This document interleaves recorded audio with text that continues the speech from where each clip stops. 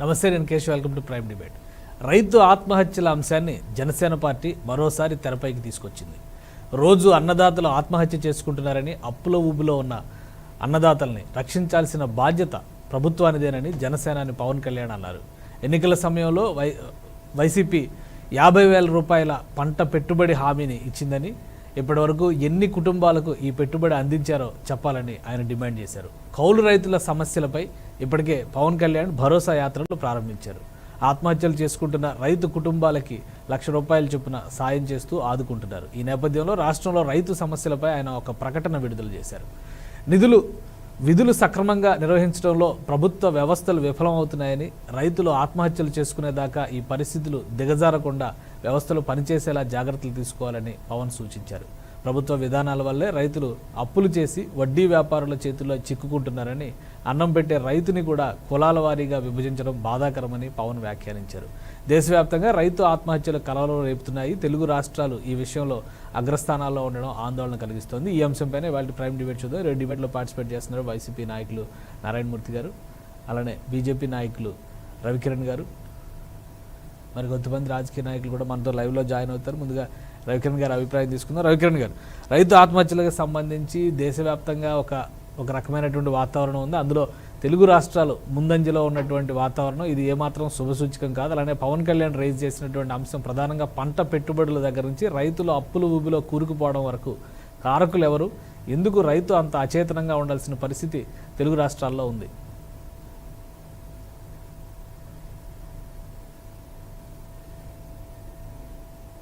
శుభ సాయంత్రం అండి.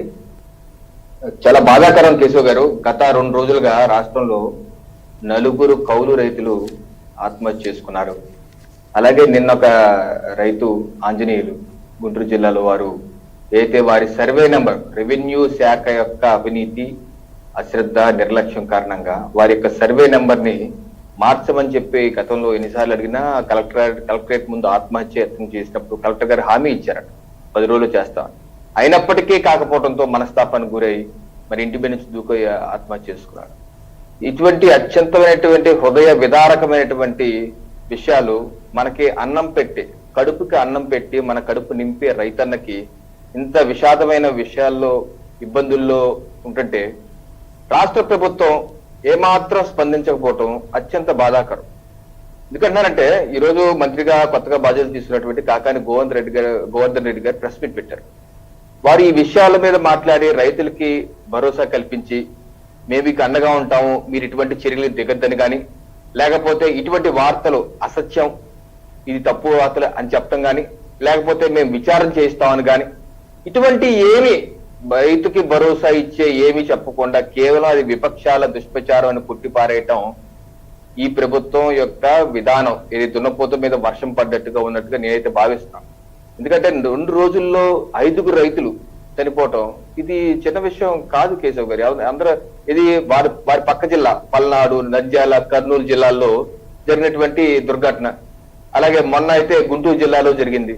ఆ యొక్క ఎందుకు రైతు ఆత్మహత్య చేసుకుంటున్నారని దాని మీద ఓకే నేను ఒప్పుకుంటాను, ఇది ఈ యొక్క రాష్ట్రానికే పరిమితం కాదు, దేశంలో గత కొన్ని దశాబ్దాలుగా జరుగుతున్న అంశం. బట్ దీనికి మన సమగ్రమైన సొల్యూషన్ కూడా కనుక్కోవాల్సిన పరిష్కార మార్గం కూడా మన ప్రతిపక్షంలో ఉన్నప్పుడు మేము పరిష్కార మార్గం ఇస్తాం, దీనికి కొన్ని సూచనలు చేస్తాం, దీనికి కొన్ని చట్ట సవరణలు చేస్తాం అని చెప్పి ఈ ప్రభుత్వం హామీ ఇచ్చి అధికారంలోకి వచ్చారు కదా. వచ్చినాక ఏం చేశారని ముఖ్యం. ఈరోజు రైతు ఆత్మహత్యలు 30 నవంబర్ 2021 లోక్సభలో అసలు రైతుల ఆత్మహత్యలు ఈ దేశంలో ఎన్ని జరుగుతున్నాయి, ఏ రాష్ట్రాల్లో ఎక్కువ ఉన్నాయని చెప్పి అడిగితే మంత్రి గారు నరేంద్ర సింగ్ తోమర్ గారు చెప్పిన సమాధానం ఏంటి, 2019లో దేశవ్యాప్తంగా 5,957 జరిగాయి. అత్యధికంగా మహారాష్ట్ర, తర్వాత కర్ణాటక, తర్వాత ఆంధ్రప్రదేశ్, తెలంగాణ. ఆంధ్రప్రదేశ్ లో సరిపోయింది 628 మంది కేశవ్ గారు. దీనిలో నేను ఆశ్చర్యపోయాను, నిర్ఘాంతపోయాను. దీనిలో మహిళలు 95 మంది కేశవ్ గారు. మహిళా రైతులు 95 మంది చనిపోయారు. మహిళా రైతులు కూడా చనిపోతారా అనే ఈ యొక్క గణాంకం చూసిన తర్వాత నాకు చాలా బాధ కలిగింది. అలాగే 2020లో దేశవ్యాప్తంగా 5,579 అయితే మన రాష్ట్రంలో చనిపోయింది 564. ఇది రైతులు, కౌలు రైతులు మాత్రమే. రైతు కూలీలు మరి విడిగా ఉన్నారు. 2020లో అయితే 325, 2019 అయితే 401, అలా రైతు కూలీలు. సో రైతుల వరకైతే ఇది గణాంకం. సో దీని ప్రకారం కూడా చూసుకున్న రాష్ట్రంలో మరి గత 3 సంవత్సరాలుగా యావరేజ్ గా చూసుకున్న సంవత్సరానికి 500 మంది చొప్పున 3 ఏళ్లలో 1500 మంది వరకు కాలం చేసుకుంటారు. మరి వారికి సంబంధించిన 7 లక్షల పరిహారం రాజు రమారాన్ని 105 కోట్ల పైచీలకు ఇచ్చి ఉండాలి కదా. మరి ఈ ప్రభుత్వం గణాంకాలు చెప్తాం, అంతమంది చనిపోలేదు, 400 మంది చనిపోయారు, 500 మంది చనిపోయారు అంటారా. మరి పార్లమెంట్ లో చెప్తున్న విషయాలు, పార్లమెంట్ ఎక్కడి నుంచి చెప్తున్నారు ఈ విషయాలు? నేషనల్ క్రైమ్ రికార్డ్ బ్యూరో, ఏదైతే ఇది నేషనల్ క్రైమ్ రికార్డ్ బ్యూరో ఏదైతే మన స్టేషన్ మా ఇన్స్పెక్టర్లు, ఎస్ఐలు, సిఐలు, డిఎస్పీ స్థాయి నుంచి రికార్డు రాష్ట్ర హోంశాఖ నుంచి కేంద్ర హోంశాఖ పంపుతారో ఆ యొక్క కేంద్ర హోంశాఖ వచ్చిన నివేదిక ఆధారంగా రూపొందించినటువంటి ఈ జాబితా నేషనల్ క్రైమ్ రికార్డ్ బ్యూరోలో చెప్తున్న అంశాలు.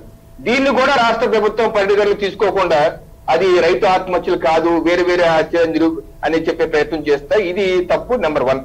నెంబర్ 2, ప్రధానమైన సమస్య ఈరోజు వడ్డీ వ్యాపారుల చేతుల్లో ఎందుకు వెలిగిపోతున్నారు అన్నది ప్రశ్న కదా కేశవ్ గారు. దీనికి సమస్య రాష్ట్ర ప్రభుత్వం చేసిన ఒక తప్పులోనే ఉంది. నేను మీ ద్వారా మీ ఛానల్ ద్వారా చెప్పదలుచుకున్నాను. ఎందుకంటే నెంబర్ 1, కౌలు రైతులకు ఇప్పుడు రైతు అన్నవాడు అయితే సొంత భూమి యజమాని ఉంటారో అతనికైతే సొంత భూమి కాదు, వెంటనే బ్యాంకులో కూడా రుణాలు వస్తాయి. కౌలు రైతులు అన్న వారికి సొంత భూమి కాదు కాబట్టి అతనికి బ్యాంక్ లో రుణాలు రావు. అందుకనే ప్రైవేట్ లెండర్స్ దగ్గరికి వెళ్ళి వారి దగ్గర అప్పు తీసుకొని చేస్తారు. ఈ సమస్య పరిష్కరించడానికి 2011లో 23 December 2011లో Andhra Pradesh land licence cultivator act, Andhra Pradesh land licence cultivator act 2011 ని ఆ రోజు కిరణ్ కుమార్ రెడ్డి గారి ప్రభుత్వం తీసుకొచ్చి వారు ఏం చేశారంటే కౌలు రైతులకు అందరికీ ఏదైతే లోన్ ఎలిజిబిలిటీ కార్డు ఇస్తామని చెప్పి చట్టం చేశారు కేశవ్ గారు. ఈ లోన్ ఎలిజిబిలిటీ కార్డు ఎలా చేస్తారంటే రెవెన్యూ అధికారి గ్రామంకి వచ్చి గ్రామ సభ ఏర్పాటు చేసి అందరిని కూర్చోబెట్టి ఒకే కౌలు రైతులు ఎవరు వీళ్ళు ఐడెంటిఫై చేసి అక్కడే వాళ్ళకి లోన్ ఎలిజిబిలిటీ కార్డు ఇష్యూ చేసి ఆ యొక్క డీటెయిల్స్ ని రిజిస్టర్ ఆఫ్ ల్యాండ్ దాంట్లో ఎంటర్ చేసి అది బ్యాంకర్లకు ఇస్తారు. బ్యాంకర్లకు ఇచ్చి వీళ్ళందరూ కౌలు రైతులు, వీళ్ళందరికీ మీరు లోన్ ఇవ్వాల్సిందే అంటారు. అది దాని ద్వారా బ్యాంకర్లు కూడా లోన్ ఇస్తుంటారు. అలాగా గతం 2019 వరకు అది నడిచింది కేశవ్ గారు. అయితే దానిలో కొంత జరిగినా కొంత జరగలేని విషయం ఏంటంటే ఈ యొక్క రెవెన్యూ అధికారులు గ్రామ స్థాయిలకు వెళ్ళి కొంతమంది చేయకపోవడం వల్ల కొంతవరకు జరగలేదు. అయితే ఎక్కడ ఈ యొక్క ట్రాన్సాక్షన్ ఎక్కడ ల్యాండ్ ఓనర్ యొక్క సంతకం అక్కర్లేదు కేశవ్ గారు, అది మనం గుర్తుపెట్టుకోవాలి. ల్యాండ్ ఓనర్ యొక్క సంతకం ఎక్కడా పెట్టక్కర్లేదు. అయితే ఈ ప్రభుత్వం జగన్మోహన్ రెడ్డి గారు ఏమన్నారంటే నేను ఇంకా మెరుగైన చట్టం తీసుకొస్తాను ఆయన ఏం చేశారంటే గతంలో లోన్ ఎలిజిబిలిటీ కార్డు చట్టాన్ని బర్తరఫ్ చేసి కొత్త చట్టం తీసుకొచ్చారు. ఏది Andhra Pradesh crop cultivator right act 2019. ఇది 23/9/2019 జీవో నెంబర్ 410 ద్వారా జూలైలో చట్టం తీసుకొచ్చి ఈ చట్టం తీసుకొచ్చారు కేశవ్ గారు. దీనిలో ఏం చేశారంటే కొత్త విషయం ఏం పెట్టారంటే జగన్మోహన్ రెడ్డి గారు మీకు crop cultivator right card CCRC card కౌలు రైతులకి సిసిఆర్సి కార్డు ఇస్తాము. అయితే దీనిలో ల్యాండ్ ఓనర్ సంతకం పెట్టాలి, కౌలు రైతుదారు గారు సంతకం పెట్టాలి, అలాగే విఆర్ఓ కూడా సంతకం పెట్టాలని చెప్పి ఫామ్ 1 ఇష్యూ చేశారు కేశవ్ గారు. ఫామ్ 1 ఈ ఎప్పుడైతే మీకు ఓనర్ కూడా సంతకం పెట్టాలి అని అన్నారో అప్పుడు మొత్తం నీరు గారిపోయింది కేశవ్ గారు. ఓనర్లు ఎవరు? ఎక్కడెక్కడో ఉంటారు ఓనర్లు. వాళ్ళ భయం ఏంటి? వాళ్ళ భూమి వెళ్ళిపోతే అక్కడికి చట్టంలో పెట్టారు జగన్మోహన్ రెడ్డి గారు. ఇది మీ భూమి ఎక్కడికి పోదు, కేవలం ఇది వాళ్ళకి 11 నెలలకు మాత్రమే అని పెట్టారు. కానీ సహజంగా ఉండే భయం, నేను ఏ పేపర్ మీద సంతకం పెట్టినా సరే ఏదో రకంగా నా భూమి పోతాయి అన్న భయంతో చాలా మంది సంతకాలు పెట్టడం మానేశారు. అందుకని గతంలో ఎవరికైతే కౌలు కార్డు ఉందో ఆ కార్డు కూడా ఇప్పుడు రాని పరిస్థితి చాలా మంది తగ్గిపోయారు. అయితే రాష్ట్ర ప్రభుత్వం చెప్పొచ్చు లక్షలు లెక్కలు చెప్తున్నారు, అన్ని తప్పులు లెక్కలే కేశవ్ గారు. క్షేత్రస్థాయిలో ఆ పరిస్థితి లేదు. ఎప్పుడైతే ఈ కౌలు కార్డు రావటం లేదో ఈ యొక్క సమస్య ఆత్మహత్య సమస్యలు పెరిగిపోయింది. దీన్ని సమన్వయం చేస్తామని చెప్పి చట్టంలో ఏం చెప్పారంటే జగన్మోహన్ రెడ్డి గారు విలేజ్ వాలంటీర్లు ల్యాండ్ ఓనర్ ని అలాగే కౌలు రైతులు కూర్చోబెట్టి సమన్వయం చేస్తామని చెప్పి రాశారు కేశవ్ గారి చట్టంలో. విలేజ్ వాలంటీర్లు చెప్తే వింటారా అండి కేశవ్ గారు? ఎవరిని వింటారా? సో ఇలా లోపభూయిష్టమైన చట్టాన్ని తీసుకొచ్చారు. ఇది మా మూలం 1. రెండో మూలం నేను అది చెప్పి ముగిస్తాను. రెండో మూలం ఏంటంటే ఈ చట్టంలోనే రాశారు ఏంటి, ఈ యొక్క రైతుదారులకు కూడా రైతు భరోసా కేంద్ర ప్రభుత్వం జనరల్ గా ఏదైతే పిఎం కిసాన్ 6,000 ఇస్తారు, రాష్ట్ర ప్రభుత్వం 7,500 ఇస్తారు. మొత్తం 13,500. 13,500 దేశవ్యాప్తంగా 12 కోట్ల మందికి కేంద్ర ప్రభుత్వం 6,000 రూపాయలు చొప్పున ఇస్తుంది. రాష్ట్ర ప్రభుత్వం దానికి కలిపి 13,500. ఇది ఎవరికి ఇస్తారు? ల్యాండ్ ఓనర్ ఉన్న రైతుకి ఇస్తారు కేశవ్ గారు, ల్యాండ్ ఓనర్. అయితే ఈ చట్టంలో జగన్మోహన్ రెడ్డి గారు ఏం పెట్టారంటే నేను కౌలు రైతుకు కూడా ఇస్తాను. ల్యాండ్ ఓనర్కి ఎట్టాగో కేంద్ర ప్రభుత్వం నుంచి నా వాటా వెళ్తుంది, నేను విడిగా 13,500 కౌలు రైతుకు కూడా ఇస్తాను అన్నారు. వెల్ అండ్ గుడ్, మంచి విషయం. అయితే ఇక్కడే ఒక పొరపాటు చేశారు. ఏంటి? కేవలం ఎస్సీ ఎస్టీ బీసీ కౌలు రైతుదారుకు మాత్రమే అని పెట్టారు. ఇది సమస్య. కేవలం ఎస్సీలు అంటే మీకు అగ్రవర్ణాలు ఏం పాపం చేశారు?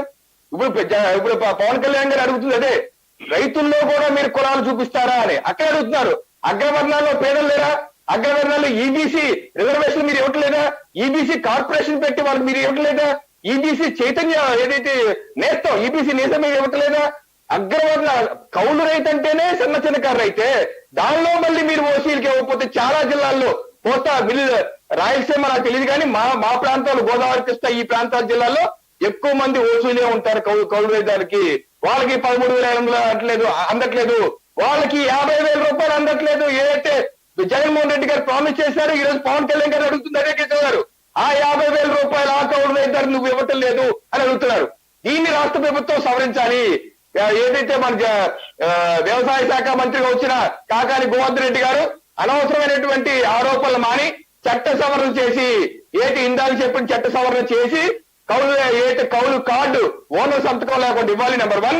నెంబర్ 2, ఓసీలకు కూడా నువ్వు రైతు భరోసా ఇచ్చే విధంగా చట్ట సవరణ చేస్తే, అలాగే మీకు వ్యవస్థ ఉంది, వాలంటీర్ వ్యవస్థ, ఇంటింటికి వెళ్ళండి, కౌలు రైతుకి ఏ సమస్య కనుక్కోండి, సమస్య పరిష్కరించడానికి ప్రయత్నం చేయండి.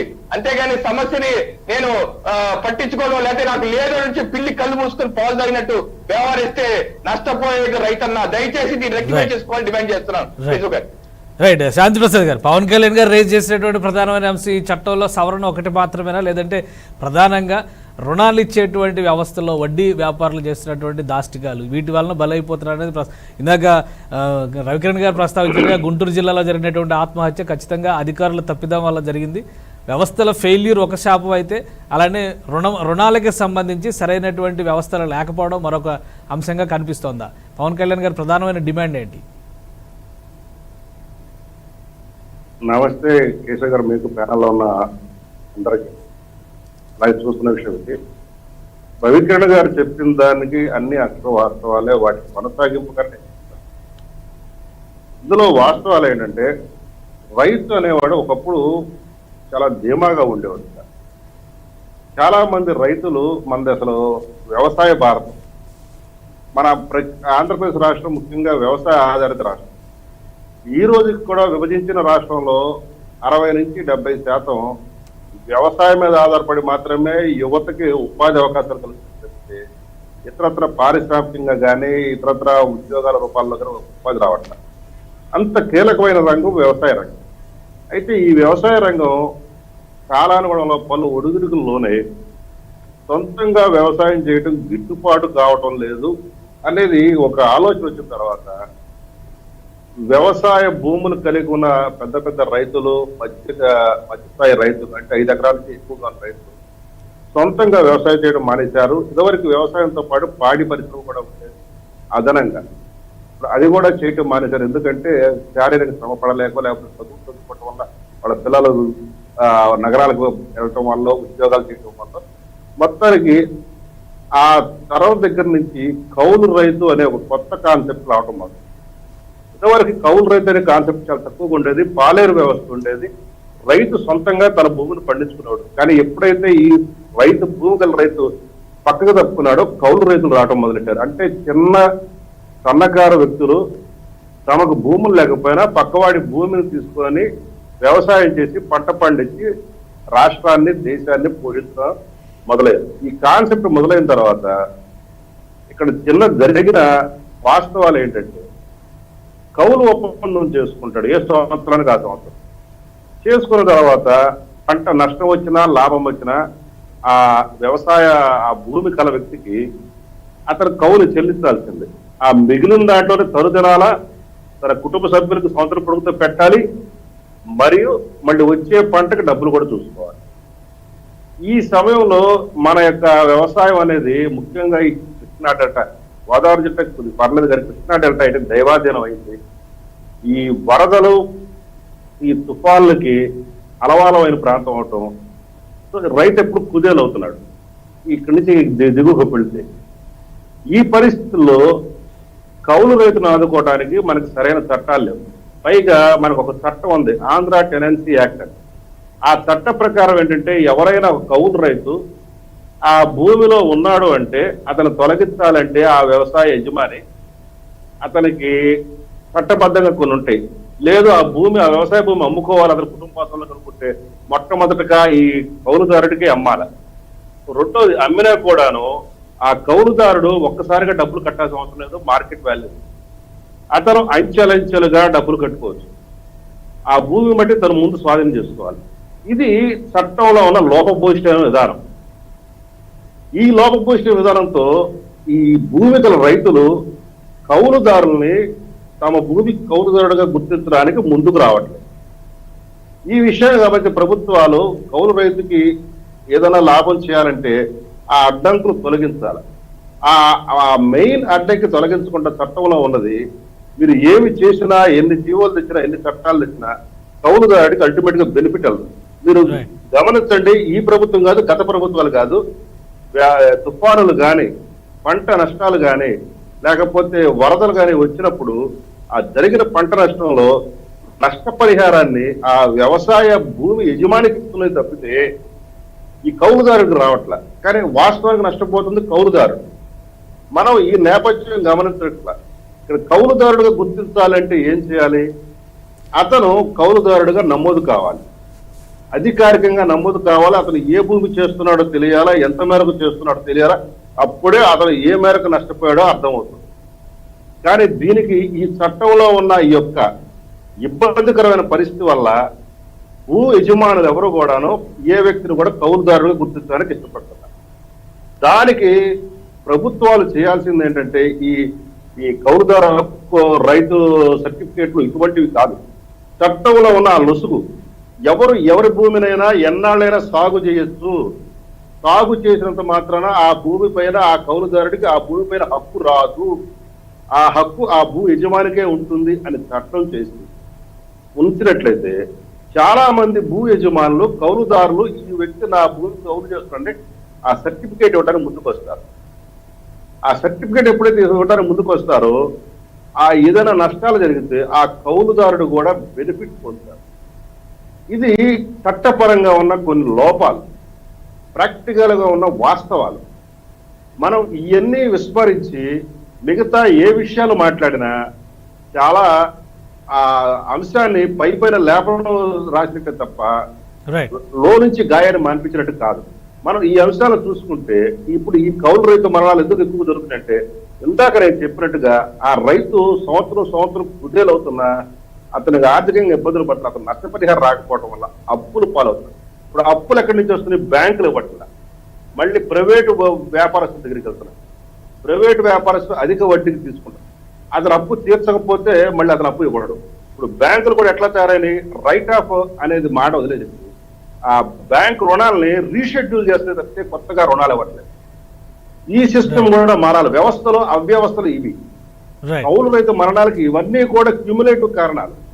మనం ఈ అన్ని అంశాలని మనం క్రోడీకరించి సృష్టించి మనం డిస్కస్ చేయకపోతే ఈ అంశాన్ని పైన మనం డిస్కస్ చేసినట్లే మిగతా ఇందాక రవికిరణ్ గారు చెప్పినట్లుగా ఎన్ని ఉన్నా అంటే ఈ ప్రాసెస్ ఎలిమినేట్ చేయడానికి ఈ ప్రభుత్వం అగ్రవర్ణ రైతులు తీసేసింది. అదే పవన్ కళ్యాణ్ గారు కాపుల గురించి మాకు చెప్పింది. ఎందుకంటే అత్యధికంగా కాపు అంటేనే భూమిని నమ్ముకున్నవాడు.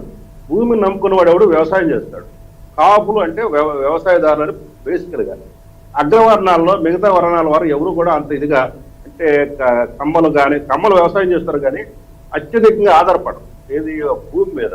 వాళ్ళు ఇతరత్ర చేసుకుంటూ వాళ్ళు కౌలు తెచ్చుకుంటారు. రెడ్డులు, వైశ్య, క్షత్రియ, ఈ వర్గాలు. ఆ వర్గాలకు లేపన పని. కానీ కాపు వర్గంలో ఎక్కువ మంది కౌలు రైతులుగా ఈ రోజు బతుకుతున్నారు. సొంత భూములు లేక పక్కవాడి భూములు తీసుకో. వాళ్ళు ఏం పాపం చేసుకున్నారని నష్ట నివారణ వచ్చినప్పుడు వాళ్ళకి ఎందుకు డబ్బులు డినై చేస్తున్నారు. ఇది ఈ ప్రభుత్వం ఎక్స్ప్లెయిన్ చేయాలి. అట్లాగే మిగతా వర్ణాల వారు ఇక ఎక్కువగా బడుగు బలహీన వర్గాలు, దళితులు ఎక్కువగా కౌలు రైతులుగా ఉన్నారు. వాళ్ళకి కూడా ఇదే ఆర్థికమైన ఇబ్బంది.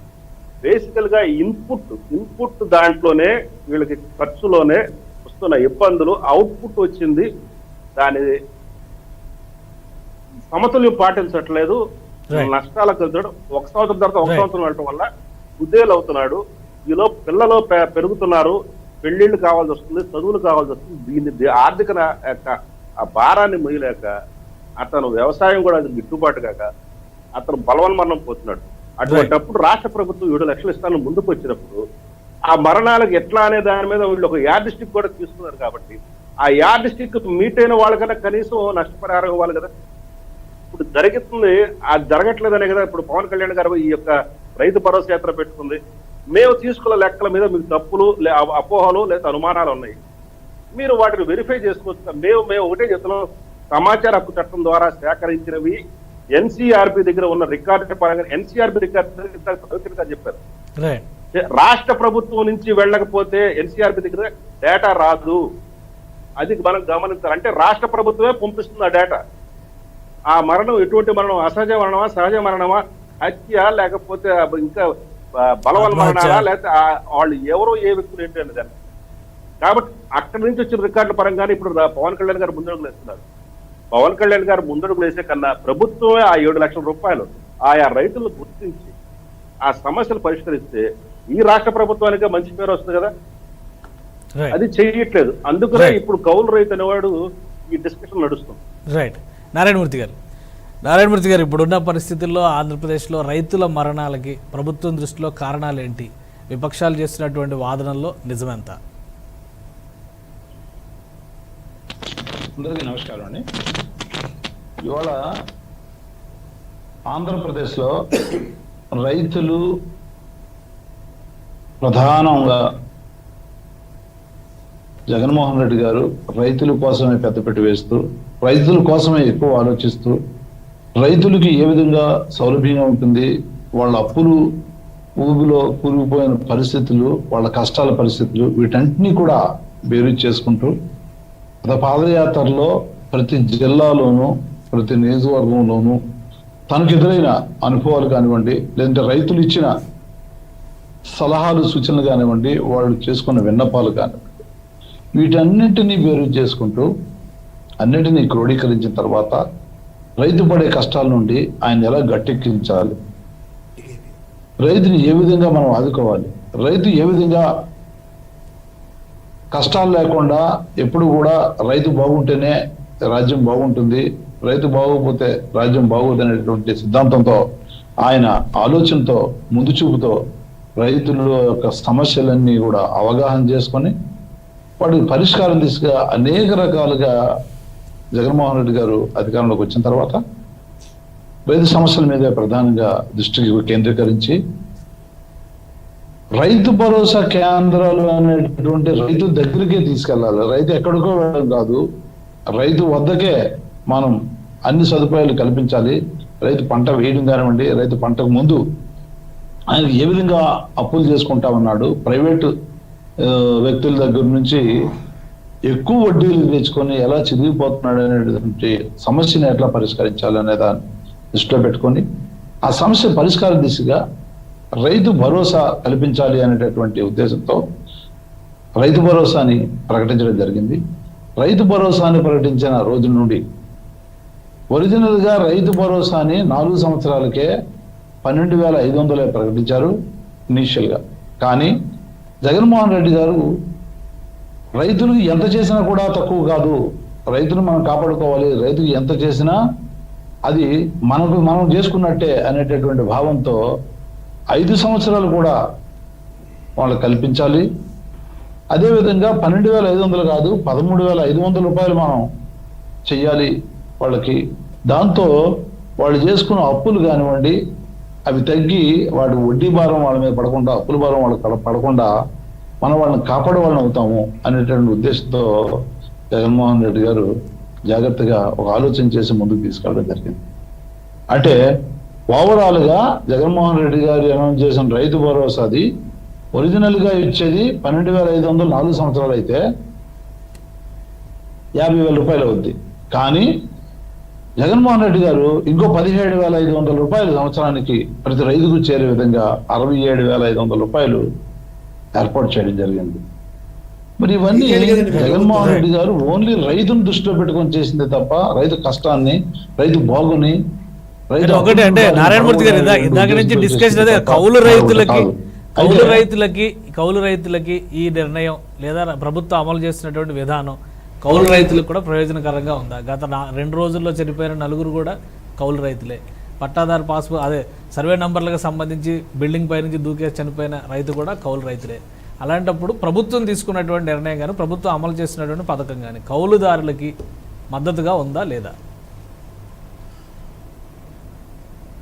ఇది కౌలు రైతులు కూడా మద్దతుగా ఉంది అని చెప్పడంలో అసలు ఏ విధమైన ఇది లేదండి. ఎందుకంటే ఏ పని చేసినా కూడా దానికి ఒక నియమ నిబంధనలు, ఒక పరిధి లోబడి ఉండే కార్యక్రమం చేయాల్సి వస్తుంది. అది ఏ పని అయినా చేయండి, అది అమ్మఒడి చేయండి, లేదంటే రైతు భరోసా చేయండి, లేదంటే ఆరోగ్యశ్రీ చేయండి, ఏ పథకం తీసుకోండి, ఆసరా తీసుకోండి, భరోసా తీసుకోండి, చేయూత తీసుకోండి, చేతోడు తీసుకోండి. మీరు ఇలా పథకాలు చెప్పుకుంటూ పోతే ఎన్నో రకాల పథకాలు మనం 33 రకాలుగా మనం పేదవాడికి, మధ్యతరగతి వాడికి, ఎస్సీ, ఎస్టీ, బీసీ మైనారిటీలందరికీ కూడా వెనుకబడిన అగ్రవర్ణాలు కూడా అందించే కార్యక్రమం చేస్తున్న ఈ క్రమంలో ప్రతిదానికి కూడా ఈ పరిధి ఇంత ఉండాలి అనేటటువంటి నియమ నిబంధనలు కంపల్సరీ ఉంటాయి.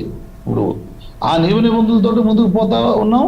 ఇవాళ ఇదే ప్రతిపక్షాలు నేనేమంటానంటే అవగాహన లేక మాట్లాడుతున్నాయా, లేదంటే అత్యుత్సాహంతో మాట్లాడుతున్నాయా, లేదంటే పేదవాడిని నండి వెరచాలి, రైతు కోలుకోకుండా చేయాలి, వాళ్ళు మనకు ఓట్లు వేయలేదు కాబట్టి ఇప్పుడే ఓటు రాజకీయం, బ్యాంక్ రాజకీయం స్టార్ట్ చేయాలి అనేటువంటి ఉద్దేశంతో చేస్తున్నాయో వాళ్ళ విద్యకు వదిలేద్దాం.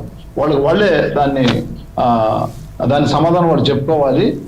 నిజానికి రైతు భరోసా లాంటి పథకం ఏనాడైనా ఆంధ్రప్రదేశ్ రాష్ట్ర చరిత్రలో లేదు. దేశవ్యాప్తంగా పోనీ బీజేపీ వారు, కాంగ్రెస్ వారు కూడా ఉన్నారు కదా, పరిపాలించారు కదా స్వతంత్రం వచ్చిన తర్వాత.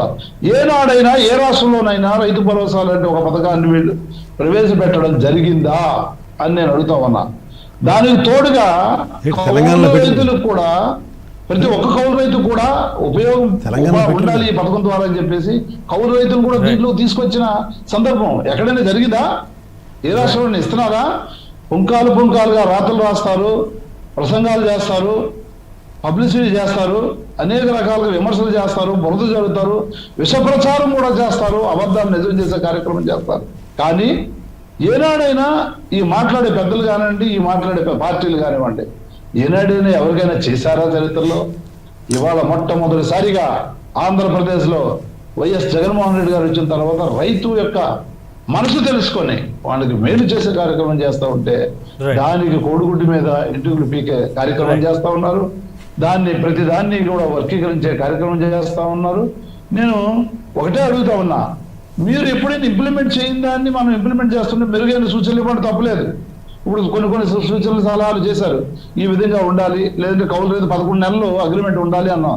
11 నెలలు అగ్రిమెంట్ లేకపోతే ఇవాళ ఎన్నో కేసులు చూస్తూ ఉన్నాయి, ఎన్నో గ్రీవెన్స్ వస్తూ ఉన్నాయి. ఏమని? రైతులు ఎవరైతే పొలం దున్నుకుంటారో, ఒరిజినల్ ఓనర్ ఎవరైతే ఉంటారో వీళ్ళ మధ్య వచ్చే విభేదాలు కానివ్వండి, వాళ్ళ మధ్య వచ్చే తగాలు కానివ్వండి, ఎన్నో చూస్తున్నాం. దానికి చాలా పగడబందీగా లీగాలిటీ అనేది లేకుండా ఏ చేసినా కూడా దానికి ఉపయోగం ఉండదండి, నిరుపయోగం అయిపోద్ది. మనం అశాంతిని పెంచిన వాళ్ళు అవుతాం. మనం శాంతిగా అందరూ బాగుండేటట్టు చూడాలి తప్ప మనం ఏదో చేయబోయి ఏదో చేసి ఎక్కువ నష్టం చేకూర్చే కార్యక్రమం చేయకూడదండి. అది దృష్టిలో పెట్టుకోవాలి మనం. దానికి మనం 11 నెలలు ఏదైతే అగ్రిమెంట్ ఉందో దాని అవేర్నెస్ కూడా క్రియేట్ చేయడం జరిగింది. వాలంటీర్లు కానివ్వండి, గ్రామ సచివాలయ వ్యవస్థ కానివ్వండి, లేదా గ్రామ పెద్దలు కానివ్వండి, వీళ్ళందరి ద్వారా కూడా ఏదైతే మన స్థానిక సంస్థల ప్రతినిధులు ఉన్న వాళ్ళందరి ద్వారా కూడా అవేర్నెస్ క్రియేట్ చేసి వాళ్ళని మీకు ఏమీ కాదు, 11 నెలల తర్వాత మీ భూమి తీసేసుకుంటాడేమనే భయం మీకు అవసరం లేదు, తప్పనిసరిగా మీ భూమి మీదే అవుద్ది, అతనికి ఏ విధమైన లీగల్ రైట్స్ ఉండవు. అయితే అతను కూడా చేసుకుంటున్నాడు కాబట్టి ఆయన కూడా ఉపయోగం ఉండేటట్టుగా ఇది ఒక రూల్ తీసుకొచ్చారు జగన్మోహన్ రెడ్డి గారు అనేది మనం ప్రచారం చేయడం జరిగింది. మీకు కూడా మీకు బాధ్యత ఉంటే సమాజం మీద, రైతుల మీద, వాళ్ళు బాగు కోరుకున్న వాళ్ళైతే మీరు కూడా భాగస్వాములై ఆ ప్రచారాన్ని తీసుకెళ్ళండి. తప్పకుండా వాళ్ళు చెప్పండి, అమలు చేసి ఈ పథకం ఎక్కువగా అమలు అయ్యేటట్టుగా చూడండి. అంతే తప్ప వాళ్ళ కడుపు కొట్టేటట్టు లేదంటే వాళ్ళ నాశనం చేసే కార్యక్రమం చేసే కార్యక్రమాలు చేయొద్దని చెప్పేసి నేను సవీనంగా మనం చేసుకుంటాను. రైట్. ఒక నిమిషం ప్రసాద్ గారు, నారాయణమూర్తి గారు వాదన విన్నారు. అంటే కౌలు రైతులకు సంబంధించి ఈ ప్రభుత్వం రైతు భరోసా అనేది వాస్తవానికి తెలంగాణలో కూడా అమలవుతుంది. అలానే వైసీపీ అక్కడ అధికారంలోకి వచ్చిన తర్వాత ఆ కొత్త పద్ధతిలో ఆ విధానాన్ని అమల్లోకి తీసుకొచ్చే ప్రయత్నం తీసుకొని కొన్ని మార్పులు చేర్పులు తప్పితే ఆల్మోస్ట్ పాలసీ అయితే అలానే కనిపిస్తుంది. నారాయణమూర్తి గారు చెప్పినట్టుగా కౌలు రైతులకి కూడా ఈ పాలసీ వలన భరోసా ఉందా? మరి ఎందుకు ఆత్మహత్యల్లో ఆంధ్రప్రదేశ్ 3వ స్థానంలో నిలబడింది? ముందుగా 99 టీవీ ప్రేక్షకులకి, ప్యానల్లోని పెద్దలకి నమస్కారం అండి. మీకు కూడా నమస్తే కేశవ్ గారు. ఇప్పుడు ఏ సాయం లేని దగ్గర వ్యవసాయం అన్నారు. వ్యవసాయంలో కష్టపడుతున్న రైతులకి ఏదో రైతు భరోసా, రైతు బంధు పథకం అని ఇక్కడ తెలంగాణలో ప్రవేశపెట్టిన దాని నేపథ్యంలో సెంట్రల్ గవర్నమెంట్ కూడా వేడినీళ్ళకి సన్నీళ్ళు తోడైనట్టు వాళ్ళు కూడా ఇస్తున్న దాంట్లో ఇవాళ జగన్మోహన్ రెడ్డి గారు 50,000 కౌలు రైతులకు కూడా ఇస్తామన్న నేపథ్యం నుంచి ఇవాళ ఏం చేశారంటే ఇడిది పడి తిరిపి సెంట్రల్ గవర్నమెంట్, స్టేట్ గవర్నమెంట్ 12,500 రూపాయలు చొప్పున 5 సంవత్సరాలకి ఆయన ఏం చెప్తున్నారు? 50,000 ఇస్తామన్న దగ్గర 65,500. మీరు సంవత్సరానికి 50,000 ఇస్తాన్నారా? లేకపోతే అదే 67,500 67,500 అదే సార్ నేను సంవత్సరానికి 13,500 67,500 అన్న కార్యక్రమంలో మీరు సంవత్సరానికి 50,000 ఇస్తానన్న హామీయా, లేకపోతే ఇదంతా కలిపి ఓవరాల్గా చేస్తుంది 67,500 ఎక్స్ట్రా చూపించే ఒరిజినల్ 50,000 ఇంటూ 5 సంవత్సరాలు అంటే 2,50,000 కనుమరుగు చేశారా అన్నది కూడా ఒక చర్చిద్దాం. వాస్తవానికి చెప్తున్నాను, ఎప్పుడైనా అన్నం పెడతారని చేయకే 4 సార్లు అడుగుతారు. మీరిచ్చిన భరోసాయే కదా ఈవెన్ కౌలు రైతులను కూడా పరిరక్షిస్తామని చెప్పింది. ఆ భరోసాతోనే అడుగుతున్నారు. గత ప్రభుత్వాలు ఏవి చేయనివి వినూత్నంగా మీరు చేస్తారనే 151 ఇచ్చారు. ఇవాళ మీరు చెప్తున్న 67,500 ఇస్తానన్నా, లేకపోతే మీరు ఇస్తానన్న 50,000 హామీని ఇంకా ఉధృతంగా ఇస్తానని చెప్పినా సరే, ఏం చెప్పినా సరే రైతు ఆత్మహత్యలు ఎక్కడ ఆగట్లేదు. రైతు ఆత్మహత్యలు ఎప్పుడైతే ఆగట్లేదో, ఉదాహరణకి మీరు చేస్తున్న సాయం, ఇవాళ పవన్ కళ్యాణ్ గారు వెళ్ళి ₹1,00,000 సాయం చేస్తున్నా, ఇవి ఎక్కడైనా ఒక దగ్గర ఫుల్ స్టాప్ పెడితే మీరు నేను మాట్లాడవచ్చు. ఇక్కడ సబ్సిడీలో వచ్చే యూరియాలు ఏమయ్యా ఎవరికి తెలియదు. ఈ రైతులకి ఇచ్చే పాకెట్ మనీ ఖర్చుల రూపంలో అవి ఏ అక్కడికి వస్తున్నాయో ఒకసారి చెప్పమనండి. నిజంగా చెప్తున్నాను, కళ్ళాల్లో ఉన్నవి పంటలు మీరు కొంటున్నారా? లేకపోతే గిట్టుబాటు ధరలు ఇప్పించే నేపథ్యాల్లో ఎన్ని ప్రభుత్వాలు స్వామినాథన్ కమిషన్ రికమెండేషన్ల దగ్గర నుంచి అందరూ మా నెత్తి నోరు కొట్టుకుంటూనే ఉన్నాం. నికరంగా చూసుకుంటే ఆ అరణ్య ఘోషలాగే ఉన్న రైతుల్ని ఎవరు పరిరక్షిస్తున్నారో ఒకసారి చెప్పండి. ఒక్కళ్ళైనా పరిరక్షిస్తున్నారా అన్న దాంట్లో చూసుకుంటే ఎవరు వంతుగా వాళ్ళు ఏదో చూడండి పాకెట్ మనీకి ఇచ్చినట్టు. చిన్నపిల్లలు చూడండి, వాళ్ళు సినిమాకి వెళ్తా ఉంటే ప్రతి నెల ఇచ్చే ₹10 బదులు ఇంకో ₹50 యాడ్ చేసి సినిమాకి వెళ్ళరా అన్నట్టు. ఏందండి ఇది? వాళ్ళని సబ్సిడీ రేట్లలో కొనిపించే ఎంత బాధ్యతారహితంగా మారుతున్నారంటే, ఏం బాధ్యత? సమాజ స్పృహ లేకుండా ఎంత బాధ్యతారహితంగా, ఎన్నడూ చేయని విధంగా జగన్మోహన్ రెడ్డి గారు ఇవాళ 67,500 ఇస్తూ 12,500 4 సంవత్సరాలు 5 సంవత్సరాలకి ఇస్తున్నారు. 5 సంవత్సరాలు ఇస్తుంటే ఎవరు ఏ రాష్ట్రంలోనూ కూడా ఇవ్వండి మనం అమలు చేస్తుంటే పాకెట్ మనీ, చాక్లెట్లు, తర్వాత ఇట్లా వక్రీకరించే పద్ధతి ఎంత సమాజ స్పృహ లేకుండా మాట్లాడుకుంటారు. ప్రోలాపడం ఏంటంటే సబ్సిడీ రేట్లు యూరియాలు ఇస్తున్నారా? విత్తనాలకు సబ్సిడీ ఇస్తున్నారా? రైతు భరోసా బీమా ఇస్తున్నారా? ఏంటంటే అన్ని మాడేస్తే వింటున్నాం కదా. ఆంధ్రప్రదేశ్ రాష్ట్ర చరిత్రలో ఏ గవర్నమెంట్ అని ఇచ్చిందా? ఏనాడని ఇచ్చారా? గవర్నమెంట్లు 3 పార్టీలు కలిపి ఉన్నాయి కదా. అలా కదండి, ఏనాడైనా సమాజ ఉందా వాళ్ళకి? రైతు తెలంగాణలో రైతు బంధు ఇచ్చారు, దానికి కారణంగా సెంట్రల్ గవర్నమెంట్ లో ఇచ్చారు. Central government ఇవ్వట్లేదా?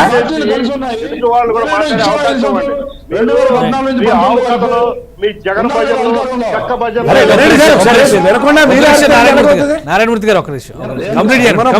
ప్రసాద్ గారు కంప్లీట్ చేయండి. నేను ముందు చెప్పింది మీరు వింటే బాగుంటది. అన్నం పెట్టి చేయని ఇంకోసారి అడుగుతారు సార్, అన్నం పెట్టమని అడుగుతున్నా. మీరు కౌలు రైతులకు ఎవరు ఏమంది ఇస్తున్నారని చెప్పిన తర్వాత ఏమవ్వట్లేదంటే ఏం చెప్పాలి మీకు? ఇప్పుడంటే ఏంటంటే మీరు 50,000 ఇస్తున్నారు, 50,000 ఇచ్చారా? 12,500 సెంట్రల్ గవర్నమెంట్తో కలిపింది ఇస్తున్నారు. చెప్పండి నాకు ఒకసారి, చెప్పండి సార్. మీరు ఇది చెప్పండి.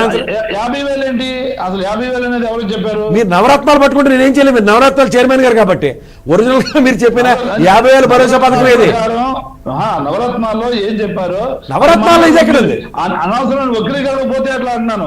నవరత్నాల్లో ఏం అనౌన్స్ చేశారు? నారాయణమూర్తి గారు పంట పెట్టుబడుల గురించి మాట్లాడారా? కాదండి, పంట పెట్టుబడుల గురించి మాట్లాడలేదు. 50,000 మనం ఏదో 5 లక్షలు, 5 సంవత్సరానికి 5 లక్షలు కదండి. పంట పెట్టుబడులు 50,000 అలాగే మాట్లాడారు కదా. ఒక్క నిమిషం నారాయణమూర్తి గారు, నేను అడ్డగా మాడగలను. ఒక్క నిమిషం మీరు సంయమనంతో వినండి. మీరు నవరత్నాల పథకాలు చైర్మన్ గా ఉండి కూడా మీరు ఈ నవరత్నాల పథకాల్లో 50,000 పథకం ఉందో చెప్పండి నాకు వస్తే. మీరు అనౌన్స్ చేసిన నేను అడిగిన దానికి మీరు స్పెషల్ చెప్తే చక్కగా ఆన్సర్ వస్తుంది. ఉందా లేదా? పంట పెట్టుబడుల ప్రస్తావన వినండి సార్. మీరు ఏదో మాట్లాడితే శాంతి ప్రసాద్ గారు ఈరోజు పవన్ కళ్యాణ్ గారు కూడా పంట పెట్టుబడుల ప్రస్తావన తీసుకొచ్చారు. ఆ రోజు ఎన్నికల హామీలో కానీ వైసీపీ అరే, ఇచ్చిన వాగ్దానాల్లో కానీ నాది అవ్వకుండా వెళ్తే ఎలా సార్? ఒక నిమిషం అదే క్లారిటీ ఇస్తారని ఆయన నేనే ఇస్తున్నాను క్లారిటీ. అది 50,000 నవరత్నాల పథకాలు కాకుండా మిగిలిన పథకాల్లో ఉన్నది అది. రైతు భరోసా అది 50,000. వీళ్ళు ఇవాళ సెంట్రల్ గవర్నమెంట్ ఇచ్చిన పథకంతో అనుసంధానించి సంవత్సరానికి 12,500 కింద చెప్తున్నారు. ఇది చూసి 67,500 అనౌన్స్ చేస్తున్నారు. 50,000 × 5 2,50,000. అది మాట్లాడండి. రైట్ ఒక నిమిషం శాంతిప్రసాద్ గారు. కేశవ్ గారు, నారాయణమూర్తి గారు, మేమేమో రాజకీయాలు మాట్లాడుకుంటాం, రైతు కష్టాల గురించి, రైతులు ఎలా బయటపడాలి మేము అనలైజ్ చేద్దాం అనుకుంటే మమ్మల్ని తీసుకొచ్చి మళ్ళీ ఈయనేమో ఆ పొలుపు కొట్టిన ఆవులాగా అక్కడే తిరుగుతుంటాడు, మమ్మల్ని కూడా అక్కడ తిరగమంటాడు. ఓకే, మీరు మాట్లాడితే నేను వస్తాను. మీరు ఆవు దూడగా చెప్తే కాదన్నా నేను. మీరు ఆవు అరే ఇచ్చిండ్రు బాయ్, మీరు ఇలేదని అంటలేదు సార్ మూర్తి సార్. రైట్ ఒక్క నిమిషం మీరు చట్టం తీసుకొచ్చారు, చట్టం నెంబరు 30/2019 జీవో నెంబర్ 410 ద్వారా. అందులో మీరు ఏం చేశారు? 11 నెలలకే ఈ కౌలు రైతు ఈ ఒప్పందం ఉంటుంది అన్నారు. అంటే ప్రతి 11 నెలలకి, అంటే ప్రతి సంవత్సరం కూడా కౌలు రైతు ఆ యొక్క భూ యజమానితో ఒప్పందం చేసుకుంటే తప్ప అతను కౌలు రైతుగా గుర్తించబడ్డాడు. ఇది ప్రాథమిక సూత్రం. అవును, మీరు చేసిన చట్టం ప్రకారం. మీరు ఇందాక చెప్పింది కూడా కొన్ని వాస్తవాలు ఉన్నాయి. ఇది కోర్టులో గుర్తింపు లేని ఒప్పంద పత్రం అంటున్నారు. అంటే ఇద్దరు కౌలుదారుడుగా కోర్టులో మరి వేసుకోవడానికి కూడా అవకాశం లేకుండా మీరు ఆ యొక్క మేలు క్రియేట్ చేసామో ఆ భూ యజమాని అని చెప్తున్నారు. కానీ ఏ సంవత్సరానికి ఆ సంవత్సరం భూ యజమాని ఈ రకమైన కౌలు ఒప్పందాలకి కౌలుదారులతో వస్తాడా? ప్రతి సంవత్సరం ఆ రకంగా ఒప్పందం చేసుకోవడానికి మీ వ్యవస్థ సిద్ధంగా ఉందా? రెండోది, మీరు రైతు భరోసా ఊకదప్పుడు ఉపన్యాసాలు ఇస్తున్నారు కదా. మీరు ఇస్తానన్నది 12,500, తర్వాత ఒక 1,000 రూపాయలు ఇచ్చి 13,500 అన్నారు. కేంద్ర ప్రభుత్వం 6,000 ఇస్తానంది. మీరు 7,500, కేంద్ర ప్రభుత్వం 6,000 కల్పించారు తప్పితే మీరు ఒక 6,000 ఎగ్గొట్టారా లేదా? మీరు ఇస్తానన్న సొమ్ములోంచి మీరు దాని గురించి మాట్లాడరు. మీరు ఏం చేస్తారో ఏం చెబుతారో రెండింటికి కూడా హస్తమశాంత కొంత తేడా ఉంటుంది.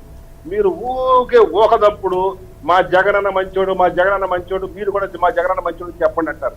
మేము చెప్పడానికి మేము సిద్ధంగా లేవు. మిమ్మల్ని స్పష్టంగా చట్టంలో ఉన్న లొసుగుల గురించి మేము చెప్తున్నాం. మీరు సాధ్యమైతే మీరు అధికారికంగా ఉన్నారు కాబట్టి కుదిరితే చేయండి. కౌలు రైతు అనే గుర్తింపు ఎక్కడి నుంచి వస్తుంది? సంవత్సరం వాళ్ళ శీల పరీక్ష ఎట్లా చేసుకుంటారు? భూ యజమాని ఎందుకు ఇస్తాడు? ఒక సంవత్సరం ఆ కౌలు రైతు గొడవ వచ్చిందంటే నెక్స్ట్ సంవత్సరం మళ్ళీ ఆ కౌలు రైతుగా అతను ఆ భూ యజమాని ఎందుకు ఇస్తాడు? ఇది మాత్రం కామన్ సెన్స్ లేకుండా మీరు చట్టాలు తయారు చేస్తారు. మీరు ఏ చట్టం తయారు చేస్తే ఆ చట్టం వల్ల దిక్కుమాల చట్టం అవుతుంది, కోర్టులో కొట్టేయబడుతుంది. మీకు బుర్ర ఉండదు, ఉద్దేశం అసలు ఉండదు, చెప్పింది వినరు.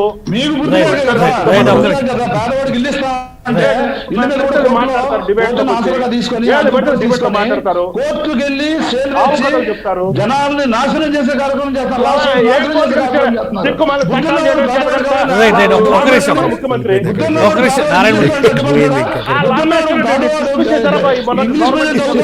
అడ్డుపడతాడా? నారాయణమూర్తి గారు, మన రాష్ట్రం మనిషి అయినా సరే, ఏ మనిషి అయినా అది పార్టీలకు అతీతమైన పార్టీలో కానివ్వండి, ఎవరైనా అడ్డుపడతారా?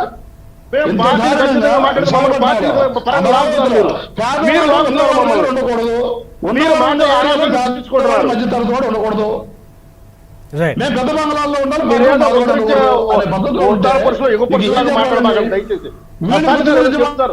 చెప్పనివ్వండి. ఆయన చెప్పిన తర్వాత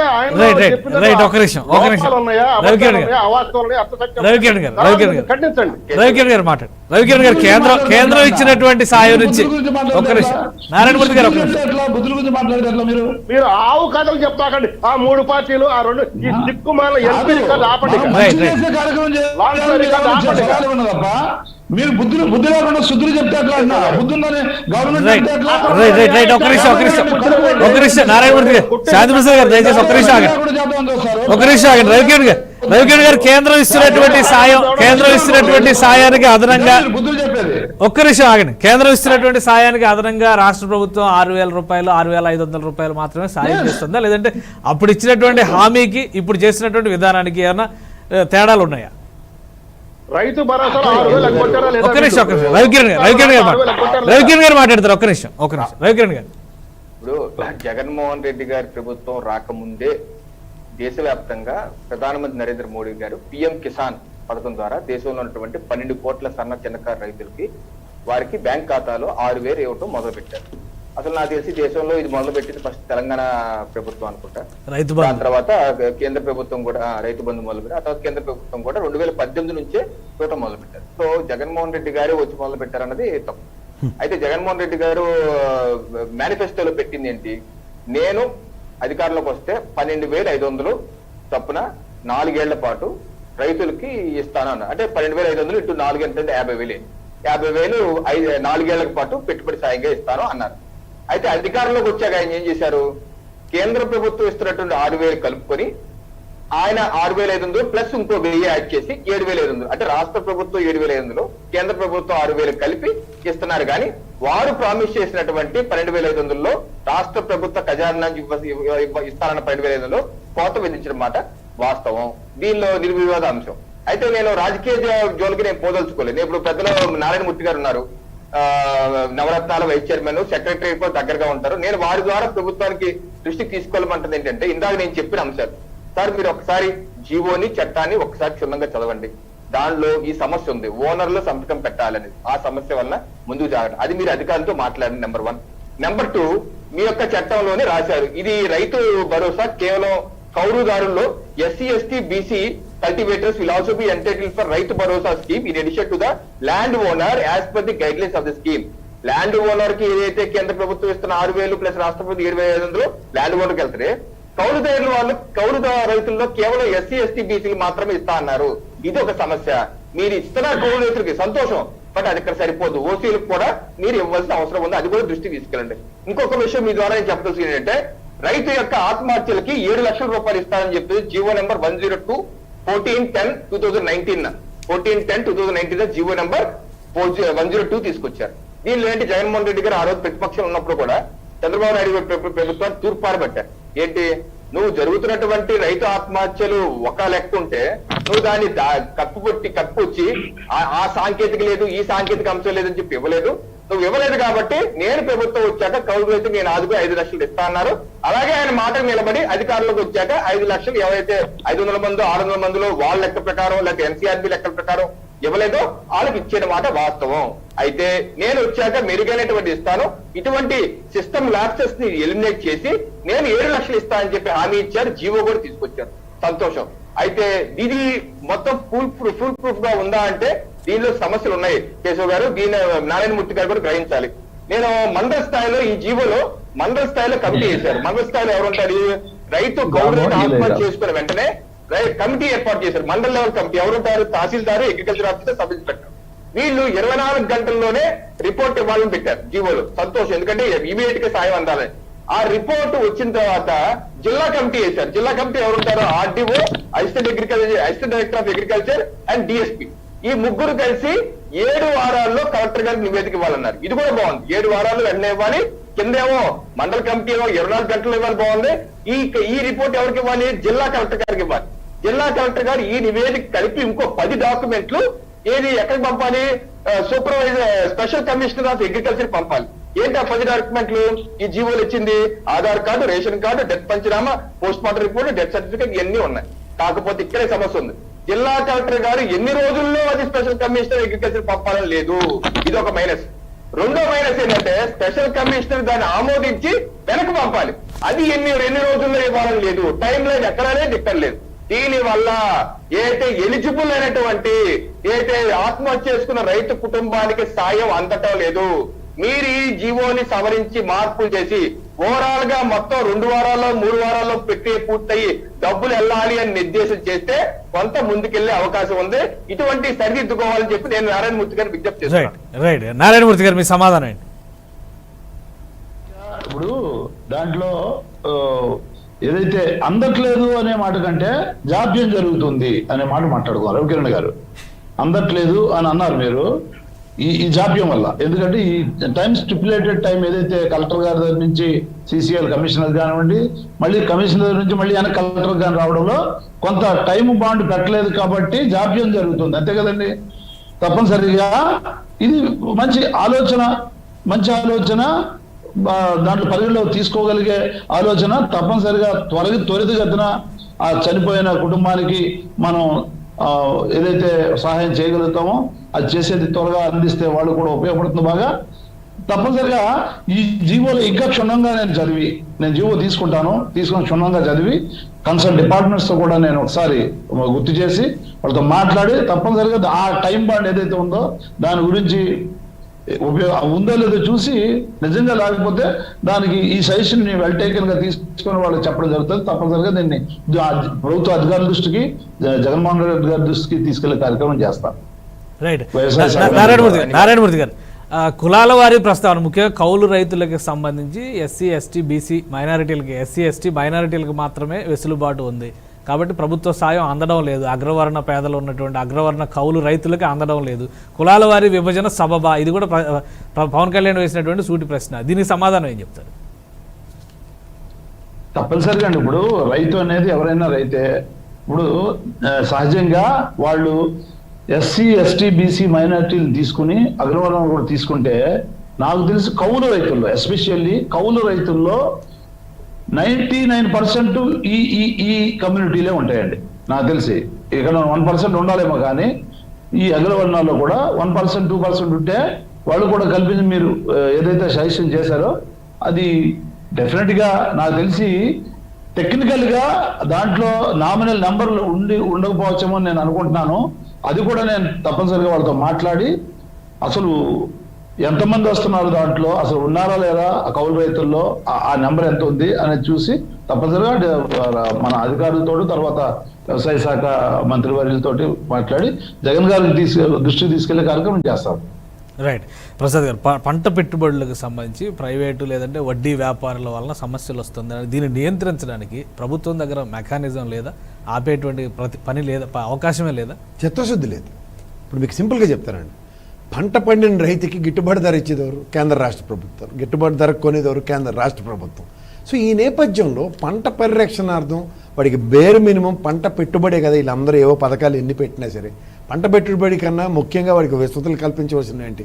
విత్తనాలు, సరైన టైంలో యూరియా, ఈ రెండే కదా వాడికి చేయవలసింది. సో ఈ రెండింటికి ప్రభుత్వ పరంగా ఈ రోజు దాకా ఎవరి దగ్గర క్లారిటీ లేదు కేంద్ర రాష్ట్ర ప్రభుత్వాలు. దీని పక్క నుంచి వచ్చారు కానీ ఎంతసేపు ఒక డబ్బుల రూపంలో ఒక పథకం ప్రవేశపెట్టి ఎవరో చేయింది మేం చేస్తాం అంటే ఇప్పుడు వాస్తవానికి మీరు గమనించగలిగితే కేంద్ర ప్రభుత్వం కానీ రాష్ట్ర ప్రభుత్వం కానీ రైతు భరోసా, రైతు బంధు పథకం తెలంగాణలో ఆవిర్భవించిన తర్వాత రాష్ట్ర ప్రభుత్వం, కేంద్ర ప్రభుత్వం కూడా ఒక 6,000 రూపాయలు అలా అగ్రిగేట్ 12 కోట్ల మందికి సాయం చేస్తున్న దాంట్లో ఎక్కడికి నిలువరించబడుతున్నాయి చెప్పండి? అవి ఇవాళకి కూడా రైతు సమస్యలు ఏమైనా పరిష్కరించబడ్డాయా? ప్రతిదానికి ఒక ఆల్టర్నేటివ్ మెకానిజం, ఒక ఆల్టర్నేటివ్ సిచ్యువేషన్ డ్రైవ్ చేస్తున్నా సరే పరిరక్షణ జరగట్లే. ఎండ్ ఆఫ్ ద డే ఇప్పుడు ఉదాహరణకి ప్రభుత్వ పరంగా డబ్బులు ఇస్తున్నాం కాబట్టి అన్న దాంట్లో ఎంఎస్పీ రేట్ నిర్ధారించడంలో కానీ లేదా పంటలను తిరిగి కొనడంలో కానీ కేంద్ర రాష్ట్ర ప్రభుత్వాలు రెండు వివక్ష చూపిస్తుంటే బలి అవుతుంది ఎవరు? రైతు. ముఖ్యంగా చెప్తున్నాను కౌలు రైతు. 100కి 90 మంది కౌలు రైతులే ఉన్నారండి. వాళ్ళకి ఏంటంటే ఈ 11 నెలల అగ్రిమెంట్ ఇవన్నీ ఏ ఓనర్ అయినా సరే ఇలాంటి అగ్రిమెంట్లు ఎగ్జిక్యూట్ చేస్తాడా?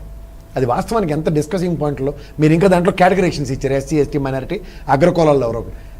చూడండి, ఒకటి గుర్తుంచుకోండి, ఇవాళ ఈ రోజుల్లో ఇంజనీరింగ్ చదివిన వాళ్ళు ఎంతోమంది ఉద్యోగాలు లేక వెళ్ళి కమతాల్లో పనిచేస్తున్న వాళ్ళు ఎంతోమంది ఉన్నారు. కౌలుకు తీసుకుని వ్యవసాయం చేస్తున్న అగ్రకులం. ఇప్పుడు నాలాంటి ఒక 10 ఎకరాల భూమి తీసుకుని నేను వ్యవసాయం చేస్తున్నాను అనుకోండి, నా కష్ట నష్టాలు ప్రభుత్వ పరంగా ఆదుకోవాలని నన్ను నేనే కాపాడుకోవాలంటే ఏదైనా ఇదే? ఇప్పుడు ఎక్కడికక్కడ పరిరక్షణ జరుగుతుందా అంటే ఒక టైలర్ మేడ్ సొల్యూషన్స్లో ఎవడూ చేయని పథకం నేను ఒకటి ప్రవేశపెట్టాను కాబట్టి నేనే మోనార్కడే, నేను చేసిందే న్యాయం, నేను చేసిందట్టుగా ఇంక గతంలో ఎవడూ చేయలేదు, నక్కపుట్టు 4 ఆదివారాలు నేను చూసిన ప్రపంచం ఎవడూ చూడలేదంటే ఏం చెప్పాలి దానికి సమాధానం? ఇప్పుడు నారాయణమూర్తి గారిని వాళ్ళు ఒకటే నేను రిక్వెస్ట్ చేస్తున్నాను. ఓకే, 12,500 పంట సాయం గురించి చేస్తున్నారు, 5 సంవత్సరాల్లో దగ్గర 67,500 ఎంతో లీడ్ అవుతున్నాయి కాదంటలే. కానీ ఇంత చేసినా అక్కడికి వచ్చి ఏమైనా రైతు మరణాలు ఆపగలిగారా అని చెప్పండి? ప్రభుత్వ పథకం నాకు గత ప్రభుత్వాల కన్నా ఒక 12,500 నాకు సంవత్సరాన్ని 4 సంవత్సరాల పాటు నాకు పెట్టుబడి వస్తుందని చెప్పి వాడు పరిరక్షించుకుని వాళ్ళ ప్రాణం నిలబెట్టుకున్నాడా? అతను కొన్ని అప్రహెన్షన్స్ అన్నింటిలోనూ ఎక్కడెక్కడ ఏమేం లొసుగులు ఉన్నాయో నాకు రవికిరణ్ చెప్పారు, శాంతిప్రసాద్ గారు చెప్పారు, నారాయణమూర్తి గారు కూడా యాక్సెప్ట్ చేశారు. అట్లీస్ట్ ఆయన వంతుగా ఒక ఎఫర్ట్ పెడుతున్నారు, నేను వెళ్ళి మాట్లాడతానని. సో ఈ నేపథ్యంలో ఇవాళ దాకా జరిగిన డ్యామేజ్ని ఎవరు పరిరక్షిస్తారు? చెప్పండి. అదే కదా ఇవాళ పవన్ కళ్యాణ్ వెళ్ళి 1 లక్ష రూపాయలు సాయం చేయడమైనా, లేకపోతే ఈ చట్టాల మీద ఉన్న వీటి మీదైనా రవికిరణ్ అయినా, శాంతిప్రసాద్ గారైనా, పవన్ కళ్యాణ్ అయినా, నేనైనా, ఇదంతా అరణ్యకోశ కిందే ఉంటుంది కదా.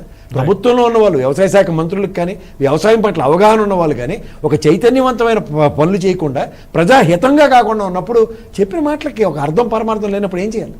రైట్ రైట్ శాంతిప్రసాద్ గారు, ఆంధ్రప్రదేశ్లో ఈ పథకాలన్నీ కూడా రైతుకి అండగా నిలబడితే ఎందుకు ఆత్మహత్యలు ఆగడం లేదు? కారణం ఏంటి?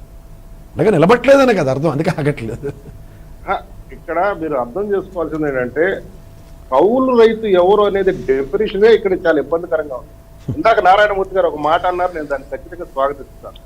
మీరు ఏమైనా సూచనలు ఉంటే చేయండి, వాటిని నేను పరిశీలిస్తాను, జీవో కూడా చదువుతాను, ఏ మేరకు అవసరమైతే అంతవరకు నేను సవరణలకు కూడా నేను ముఖ్యమంత్రి గారి దగ్గరికి తీసుకెళ్తాను.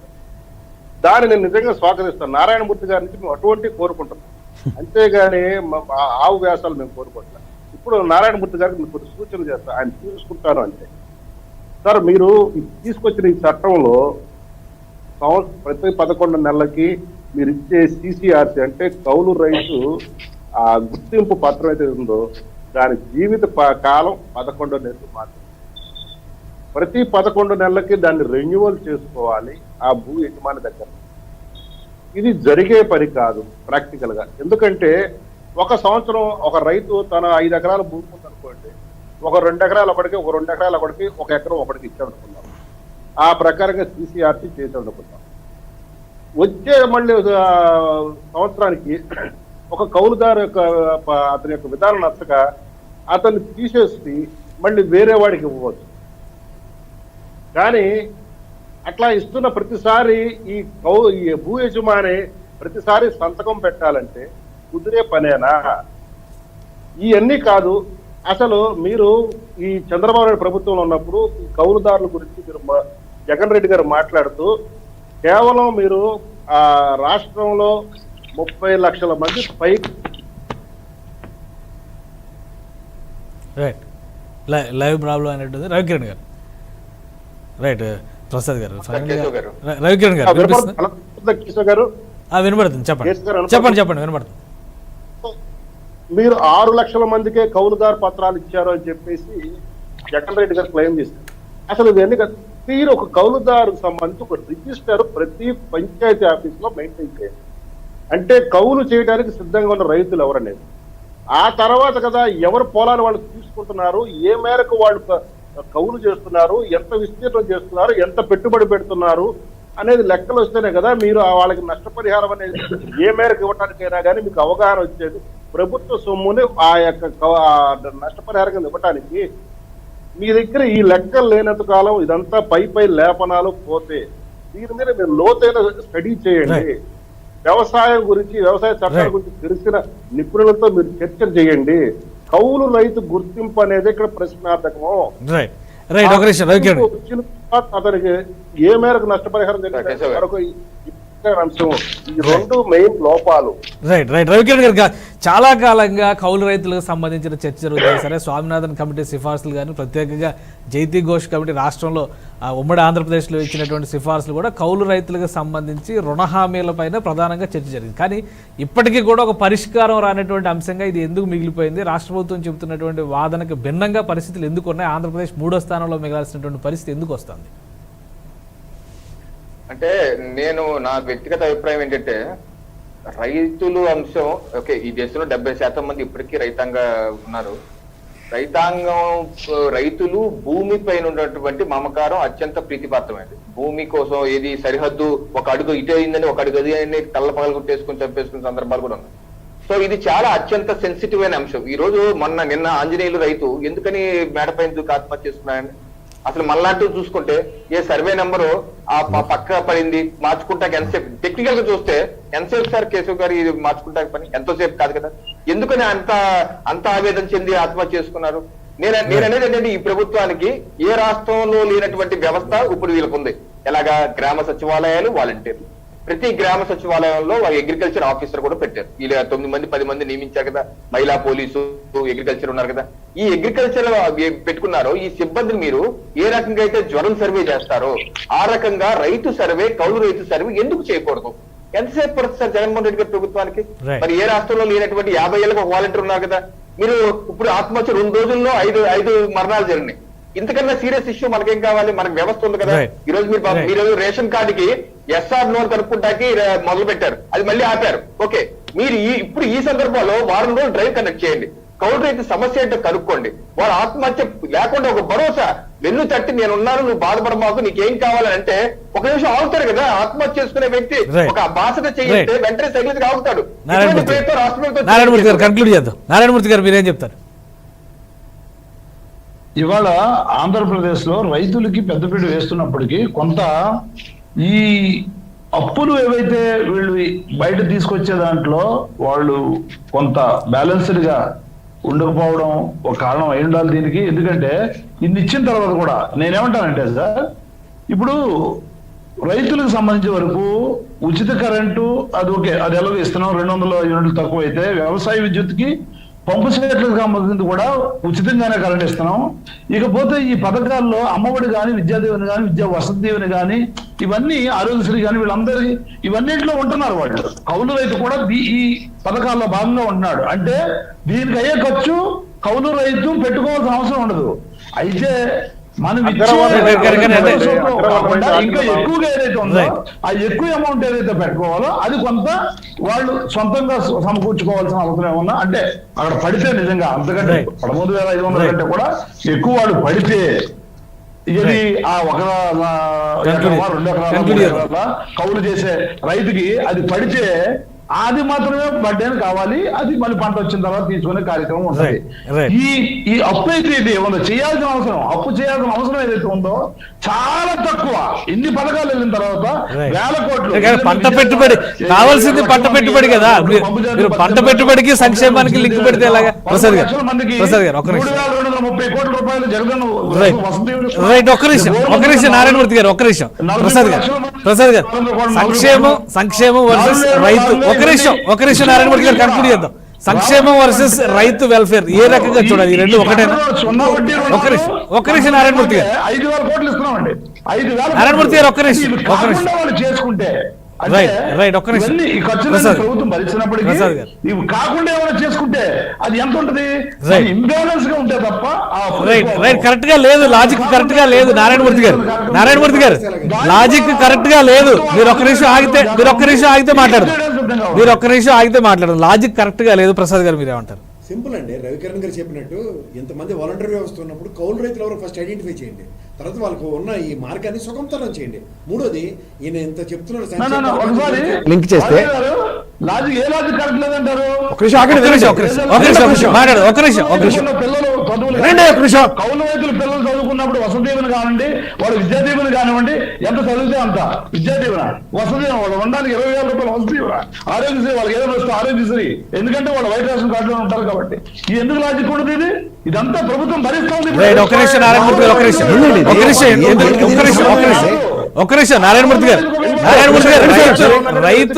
రైతు ప్రధానమైనటువంటి వ్యాపకం, అక్కడ ప్రధానమైనటువంటి వృత్తి, అతను చేయబోయేది వ్యవసాయం. దానికి సంబంధించి పెట్టుబడి గాని, దానికి సంబంధించినటువంటి సమస్యలు, ఉచిత కరెంట్ అన్నారు, ఓకే యాక్సెప్ట్ చేస్తారు.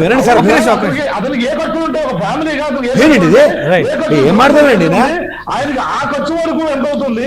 దానికి కూడా 13,000 ఏం ప్రసాద్ గారు మాట్లాడతారు. ఒక్క నిమిషం కాదండి, నాకు తెలియక అడుగుతాను. ఇది ఒక ఈ ప్రభుత్వ పథకాలు ఏమైనా ఉంటే వేణీళ్ళకి చన్నీళ్ళు తోడే నేపథ్యమా? ఆడు పనిపాటు మానేసి ఇచ్చి పథకాలతో ఇంట్లో కూర్చోమని చెప్తున్నాడు. ఏం మాట్లాడండి ఆయన?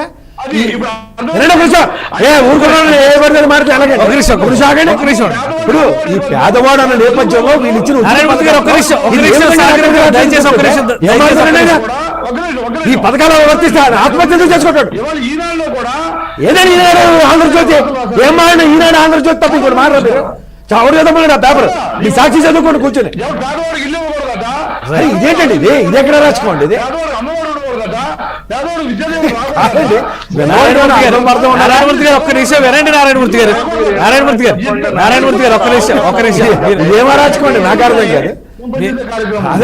మీరు ఒక్క నిమిషం వినండి సార్, ఒకసారి ఒక్క నిమిషం వినండి, కంప్లీట్ చేయండి. సింపుల్ గా చెప్తాను కేశవ్ గారు, ఈయన ఇస్తున్న నవరత్నాల పథకాలు, ప్రభుత్వ పథకాలు నిజంగా చెప్తున్నాను, ఏ విధంగా పరిరక్షిస్తున్నాయంటే వీడు ఒరిజినల్గా చేస్తున్న వ్యవసాయాన్ని గాలికి వదిలేసి ఈ నవరత్నాల పథకాలతో ఇంట్లో కూర్చొని తెరగొట్టేసి పడుకోమని చెప్తున్నాడు ఆయన. అంటే ఈ వ్యవసాయం అన్నది ఒక వృత్తిగా దీని మీద పరివృత్తిగా చేసుకుని డబ్బులు తెచ్చుకొని ఏదో పరిరక్షించాలని చెప్పాల్సింది పోయి ఈ నవరత్నాల పథకాలు ఇస్తున్నాం కాబట్టి ఇచ్చి తీసుకోమంటే ఎక్కడ పరిరక్షణ అవుతుంది? దాని మీద వ్యవసాయం అనేది పెట్టుబడి పెట్టి అప్పులు పాలి ఆత్మహత్యల నేపథ్యాలు క్రియేట్ అవుతుంటే దాని మీద మాట్లాడంటే ఏమో ఆరోగ్యశ్రీ ఇస్తున్నాం, అమ్మఒడి పథకం ఇస్తున్నాం, ఎవరు ఇస్తున్నారు? రైట్ నారాయణమూర్తి గారు ఒక క్లారిటీ నారాయణమూర్తి గారు మన డిస్కషన్ కాదండి, పంటకు పెట్టి ₹1,00,000 నష్టపోయారా బాబు, దాన్ని ఎలా పరిరక్షించాలని మొత్తుకుంటుంటే అమ్మఒడి ఇచ్చాం, ఆరోగ్యశ్రీ పథకం, నీకు ఆరోగ్యం లేకపోతే పురుగుల మంది హాస్పిటల్కి వెళ్ళి పరిరక్షిస్తారు. ఏం చెప్తున్నారు సార్ మీరు? రైట్ నారాయణమూర్తి గారు ఒక క్లారిటీ ఒక విష సంస్కృతితో ఏది విషయ సంస్కృతి అండి? మీరు ఈనాడు పేపర్ ఉన్న ఆంధ్రజ్యోతి చదివి మా దగ్గర డిబేట్కి వస్తే మేమేం చేయగలుగుతాం దాంతో? కదండి, ఈనాడు ఆంధ్రజ్యోతి చదివి మనం చెప్పంటే ఎక్కడ చదువుతాం మనం? రైట్ అంటే ఒక్క నిమిషం ఒక బేసిక్ డౌట్ నారాయణమూర్తి గారు ఒక బేసిక్ డౌట్. వ్యవసాయం చేయాలనుకునేటువంటి రైతుకి కావాల్సింది పెట్టుబడి, వ్యవసాయం చేయడానికి కావాల్సినటువంటి వనరులు. ఈ విషయంలో ప్రభుత్వం ఏం చేస్తారు? సరే, మీరు అన్నట్టుగా తెలంగాణ ఉద్యమం సమయంలో కేసీఆర్ గారు ఒక మాట అన్నారు, development is my civil right అని చెప్పన్నారు, Telangana is my birth right అన్నారు. అలానే పుట్టిన ప్రతి వారికి ఒక ప్రభుత్వం ఇవ్వాల్సినటువంటి సౌకర్యాల వర్ధంగా చూస్తే కనుక, సంక్షేమ పరంగా చూస్తే మీరు చెప్పిన పథకాలన్నీ వెసులుబాటు కావచ్చు, కానీ రైతుగా ఒక కౌలు రైతుగా సాగు చేయాలంటే, వ్యవసాయం చేయాలంటే అతనికి ప్రభుత్వం ఇస్తున్నటువంటి సాయం ఇప్పుడు సరిపోతుందా? సరిపోతే ఎందుకు ఆత్మహత్య జరుగుతుంది? దీనికి సింగిల్ లైన్లో మీరు ఏమన్నా ఆన్సర్ ఇవ్వగలరా? అదే చెప్తున్నాను. ఇప్పుడు మన మీద మన క్రమశిక్షణ ఉండాలి. ఇప్పుడు నేనున్నా ఎక్కడి నుంచో ఒక మధ్య తరగతి చెందిన వాడిని, నేను కూడా ఒక ఎకరం భూమి కూడా లేని వాడిని, నేను ఒక అరెకరం భూమి ఉంటుందేమో. మరి నీకేం తెలుసు వ్యవసాయం కష్టం? వ్యవసాయం కష్టం చేసుకోవడంలో మన క్రమశిక్షణ మనలో ఉండాలి. ఇన్ని ఇచ్చిన తర్వాత కూడా మనం ఆ క్రమశిక్షణని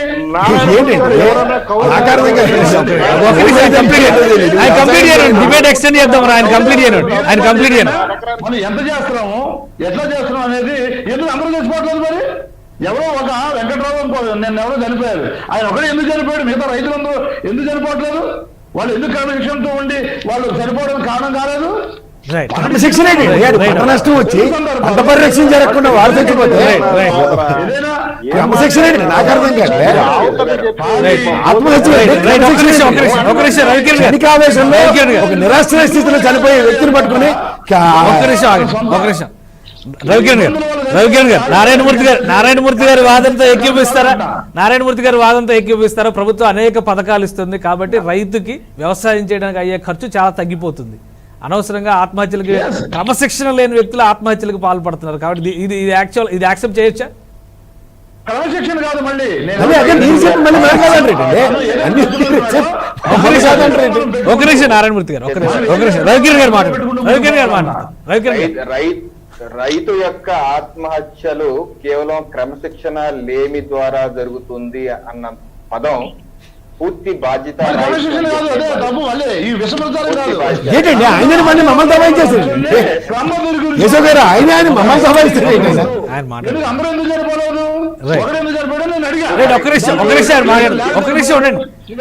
రవికిరణ్ గారు మాట్లాడండి. ఇప్పుడు ఇదే లాజిక్ కరెక్ట్ అయితే మరి గతంలో ప్రతిపక్ష నాయకుడిగా జగన్మోహన్ రెడ్డి ప్రజల్లోకి వెళ్ళి రైతుల దగ్గరికి వెళ్ళి ఓదార్చినప్పుడు మరి వారి క్రమశిక్షణ ఎందుకు నేర్పలేదండి? మీరు క్రమశిక్షణ ఓదార్పండి. వాళ్ళ నాన్నగారు చనిపోయినప్పుడు ఓదార్పు యాత్ర చేశారు, అప్పుడు వాళ్ళు క్రమశిక్షణ లేక చచ్చిపోయారు. అడగండి, క్రమశిక్షణ ఎందుకు నేర్పలేదు? మా నాయన చనిపోతే నువ్వు మా నాయన చచ్చిపోతే మీరేం చచ్చిపోయారు? క్రమశిక్షణ నేర్పలేదు.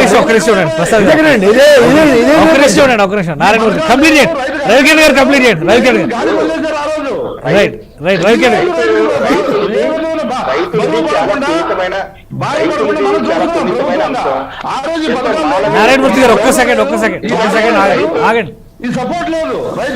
రైతు ఆరుగాలం కష్టపడి మన కడుపు నింపటానికి ఆరుగాలం కష్టపడి పొద్దు నుంచి రాత్రి వరకు పనిచేస్తాడు. అతనికి ఉన్నటువంటి సమస్యలు మానవీయ కోణంలో ఆలోచిస్తూ అతని యొక్క పని ఏ రకంగా మనం సులభతరం చేయాలి అని చూడాలి. ఈ రోజు దేశంలో 70% మంది రైతాంగం ఉన్నారు. అందరూ ఆత్మహత్యలు చేసుకోవట్లేదు కదా. కొంతమంది ఇప్పుడు నేను చెప్పాను, పార్లమెంట్ లో దేశవ్యాప్తంగా 2019 ఎంతమంది చనిపోయారంటే 5,600 మంది నేనే చూపించే లెక్క. మరి రైతులు 5,600 మంది ఉన్నారు, ఇలా కొన్ని 12 కోట్ల మందికి ప్రధానమంత్రి గారు 6,000 రూపాయలు ఇస్తున్నారు కదా. అంటే మనం ఒక్క రైతు చనిపోయినా ఎందుకు ఆ సమయం, ఎందుకంటే మన ప్రజా ప్రభుత్వం, ప్రజలు ఎన్నుకున్న ప్రభుత్వాలు మనం. సో ప్రజల ప్రభుత్వం పాలకులు సేవకులు కాబట్టి వీళ్ళే 5 లక్షలు ఇస్తున్నారు కదండి, చనిపోయిన రైతుకి 5 లక్షలు పరిహారం ఇస్తున్నారు కదా. 7 లక్షల పరిహారం ఇవ్వటం వల్ల అది రైతుల యొక్క సమస్యలు పూర్తిగా పరిష్కరించేస్తూ వాళ్ళు అవుతాం. ఇప్పుడు బతుకున్నప్పుడు విద్యా దీవెన ఇస్తున్నాం, బతుకున్నప్పుడు పెన్షన్ ఇస్తున్నాం, బతుకున్నప్పుడు వారికి వేరే కానుకలు ఇస్తున్నాం, చచ్చిపోయినప్పుడు 7 లక్షలు ఇస్తాం. ఇంక రైతు ఎందుకు? ఇంకా రైతు అవసరం లేదు కదా, నువ్వు పంట పండించుకో మానే అలా అంటే సరిపోయిందా? అలా కాదు కదా. ఒక వృత్తి ఉంది, రైతు అన్నది ఒక ఇది సెక్టార్. అగ్రికల్చర్, ఇప్పుడు రాష్ట్రం అగ్రికల్చర్ నెంబర్ 1 ఉంది దేశంలో, నీతి ఆయోగ్ ఇచ్చిన దాంట్లో, అది మనం గర్వపడతాం కదా. మరి దాంట్లో ఉన్న లోటుపాట్లు కూడా పరిష్కరించుకోవాలి కదా. ఈ రోజు పిఎం కిసాన్ లేకపోతే రైతు భరోసా ఇస్తున్నాం డబ్బులు, అది సరిపోతనే లేదు, దానికి వేరే చేయాలి. ఏం చేయాలి? ఇప్పుడు కేంద్ర ప్రభుత్వం అయితే సంవత్సరానికి 1,00,000 కోట్ల వరకు ఫెర్టిలైజర్ సబ్సిడీ, యూరియా సబ్సిడీ కూడా ఇస్తున్నారు. ఇది కాక రైతుల యొక్క ఎంఎస్పీ ధరలు పెంచడానికి 2014లో 1,300 ఉంటే మరి ఈ రోజు 1,940 రూపాయలు క్వింటాల్ పెంచారు. అనేకమైన ఉత్పత్తులు కూడా డబుల్ ట్రిపుల్ కూడా చేయటం జరిగింది. దానికి అదనంగా కేంద్రం ఇస్తున్న అదనంగా రాష్ట్రం ఏదైనా ఇవ్వగలగా 100-200 క్వింటాల్ ఇవ్వగలరా? నెంబర్ 1. అలాగే వారి యొక్క పంటకి నీరు అందించాలి. ప్రధానమంత్రి కృషి సించాయి యోజన ప్రకారం పంటకి నీరు ఎలా ఇవ్వాలి అన్న దాని మీద కేంద్ర ప్రభుత్వం వేలాది కోట్లు ఖర్చు పెడుతుంది, రాష్ట్ర ప్రభుత్వాలు కూడా సహకరిస్తున్నాయి. గతంలో చంద్రబాబు నాయుడు ప్రభుత్వం నీరు చెట్టు ప్రోగ్రాం కూడా దానిలో భాగమే. ఇది కాక యాంత్రీకరణ ఎలా చేయాలి? పంటలు కూలీలు పెట్టుకుంటే రేట్లు ఎక్కువైపోతున్నాయి కాబట్టి యాంత్రీకరణ, దానికి సబ్సిడీ ఇస్తున్నారు. అలాగే డ్రిప్ ఇరిగేషన్, బిందు సేద్యం కూడా సబ్సిడీ ఇచ్చి చేయిస్తున్నారు. దీనికి రాష్ట్ర ప్రభుత్వం సహకరించాలి. ఇలా అనేకమైన పథకాలు పెట్టుకుంటా వెళ్ళి రైతుల యొక్క ఓవరాల్ గా గుణాత్మకమైన మార్పు వచ్చే విధంగా మనం ప్రయత్నం చేస్తున్నాం. అంతేగాని దాన్ని ఏ రకంగా లోటుపాట్లు, ఇప్పుడు మీకు అగ్రికల్చర్ అసిస్టెంట్ ఉన్న సచివాలయంలో ఈరోజు వెళ్ళండి, డోర్ టు డోర్ వెళ్ళండి. కౌలు రైతు ఎందుకు? మీరు అన్నట్టు నారాయణమూర్తి గారు అన్నట్టు క్రమశిక్షణ లోపం వరకు సరిపోతున్నారా, లేదా ఇంకో సమస్యలు సరిపోతాయి? సర్వే చేయండి, ఆ సమస్యలు కనుక్కోండి, ఆ సమస్య పరిష్కరించే విధంగా ఏ రకంగా పరిష్కరించండి.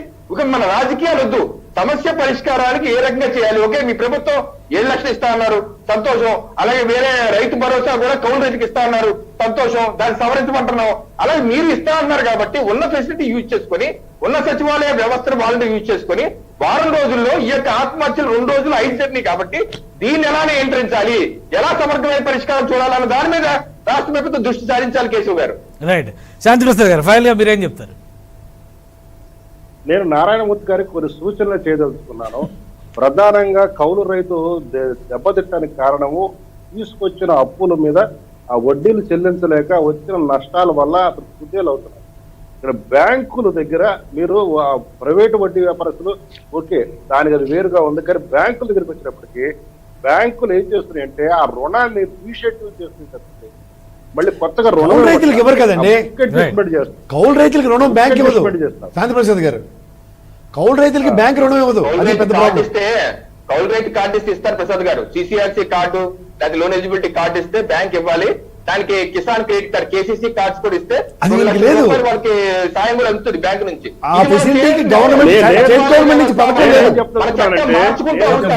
అదే చెప్తున్నాను, స్టేట్ గవర్నమెంట్ నుంచి దానికి ఇనిషియేటివ్ కావాలి.